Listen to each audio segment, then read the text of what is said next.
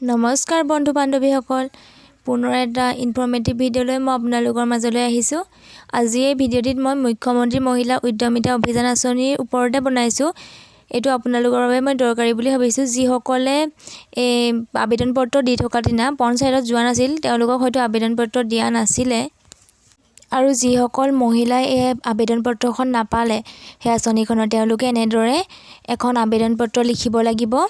লিখি তেওঁলোকৰ নিজৰ গাঁও পঞ্চায়তত জমা দিব লাগিব। তেতিয়া নিশ্চয় তেওঁলোকে পাব। মই বাইদেউ এগৰাকীক লিখি দিছিলোঁ।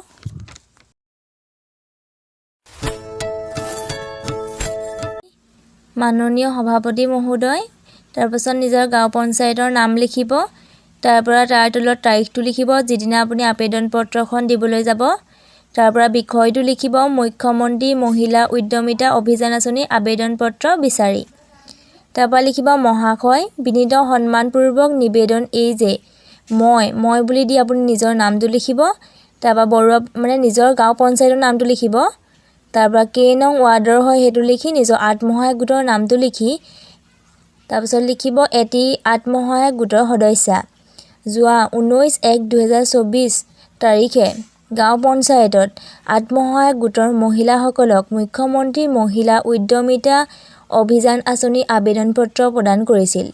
দুৰ্ভাগ্যবশতঃ মই বিশেষ অসুবিধাৰ হেতুকে সেই সভাখনত উপস্থিত থাকিব নোৱাৰিলোঁ। যিহেতু মই এটি দৰিদ্ৰ পৰিয়ালৰ পৰা, গতিকে এই আঁচনিখন মোৰ বাবে যথেষ্ট প্ৰয়োজন। আপোনালোকৰ ওচৰত মোৰ বিনম্ৰ অনুৰোধ যে দয়া কৰি মোক মোৰ আবেদন পত্ৰখনি দিয়ে যেন। তাৰপিছত তললৈ লিখিব, গতিকে দয়ালু মহোদয়ে উক্ত কাৰণটি সহানুভূতিৰে বিবেচনা কৰে যেন। এয়ে দয়ালু মহোদয়ৰ ওচৰত মোৰ সৰল প্ৰাৰ্থনা। তাৰপৰা ইতি বুলি লিখি আপোনাৰ বিশ্বাসী, তাৰপৰা নিজৰ নাম, জিলাৰ নাম লিখি দিব। ধন্যবাদ।